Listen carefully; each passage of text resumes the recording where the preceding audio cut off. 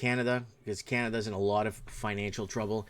And Canada is a very special country when it comes to financial trouble because Canada sold out to the highest bidders. Canada sold out to foreign investors. I call them money launderers from China, parking money in real estate, creating artificial shortages, bidding wars on properties. 200,000 properties selling, $200,000 value properties selling for $4 million. And that's where Canada is. And people took a lot of mortgages at the top. We told you they're going to raise rates. Now people are paying double on their mortgage payments on $1 million house that they could buy in Alabama for 40 grand. So here we go, guys. Canadian unemployment soars, driven by immigration more than tariffs. They're always going to try to use tariffs, guys, in Canada to blame the situation. Canada's been tariffing its own people for so long, from the price of food, the price of natural gas, electricity. I get my gas bill. My gas is $40 and I have to pay $200 in fees. The Canadian proper is being tariffed to death. For my $400 internet bill, I'm getting destroyed. Right? I live in Canada. We're getting destroyed here. And Canada's economy was dealt another blow last month, and it wasn't due to tariffs. StatsCan data shows unemployment rate climbed aggressively in May, hitting a new multi-high despite the narrative of tariff-induced job losses. They're always, when all else fails, blame Trump. You just blame Donald Trump, right?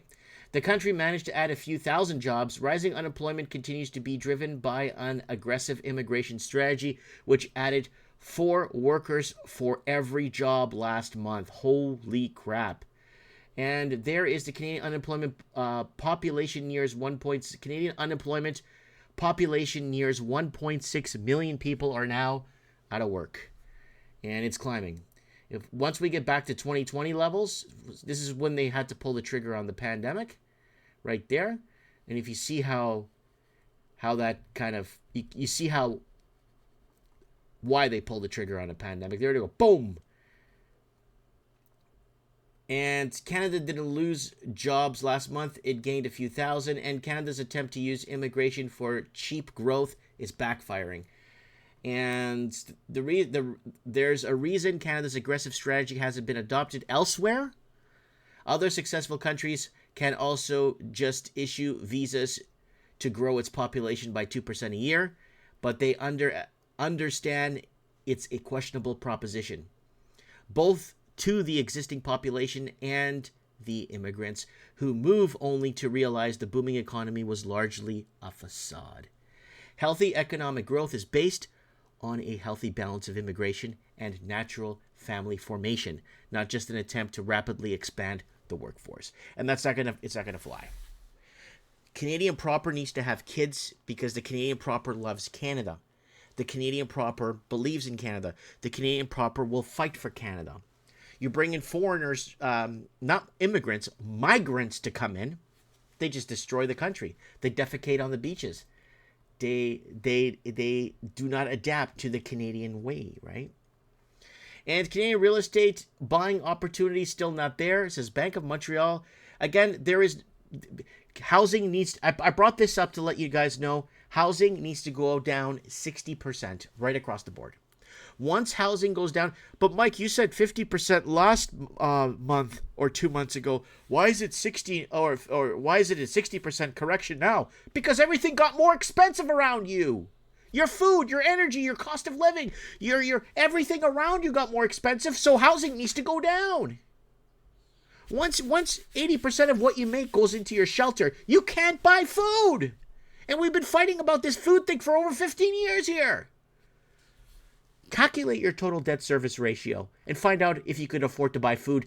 If they raise interest rates by 0.25%, find out if you're going to be homeless, because that's what's happening here, folks. Erosion, and when this graph goes up, it's a seller's market, and it's not. We're trending towards a buyer's market. You see how the graphs are invertedly working against each other. So we're looking at here. It's an aggregation. Because we don't have a normal real estate market here. And How the fear of fire is taking control of us. We're changing the climate in a way that favors fire. Again, I'm not even going to read that headline because it's garbage. I don't know if you guys remember Mike of the Night last year, that they're removing climate change from all the books and all the websites. They're not calling it climate change no more. It's not global warming anymore. But in Canada, it's still climate change. It's still here in Canada. But the rest, everywhere else, they're getting rid of it because they know it's garbage. It's a lie. So we are going into arson season in Canada because we never had fires like this. Oh, but the climate's changing. Bullshit. It's arson season in Canada. And they're going to be, oh, you don't believe in climate change? They start burning things down. And the people that have nothing to lose and don't have a house, they don't have nothing, and they're sleeping around in cars, are getting paid from these NGOs or these outfits to pay them to go and burn forests down and destroy the wildlife and kill innocent people. Because we're going into arson season.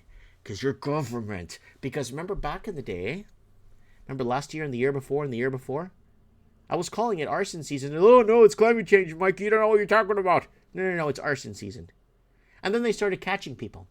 4 guys in the back of a police car being charged with arson, all let go. Get out of the car. You're not being charged for arson. But we burnt down 2,000 acres. Get out of here. You're not being charged. That's forming an opinion. And here we go. 2 people charged. 2 people charged with arson, accused of starting fires in Saskatchewan. Prince Albert RCMP investigate a 3rd arson attempt at a fire base. So while wildfires continue to rage in the province, Saskatchewan residents accused of deliberately setting separate fires have now been charged with arson. And they're going to be pushing. They're going to be pushing hard. You don't like Mark Carney? Huh? We're going to burn it all down. You're going to investigate that. You're going to go investigate that election and see the Chinese interference? We're going to burn you down. And that's how it works. And Bank of Canada. Bank of Canada's head says rate pause a result of shock-prone world. They can't lower rates, guys. They just can't do it.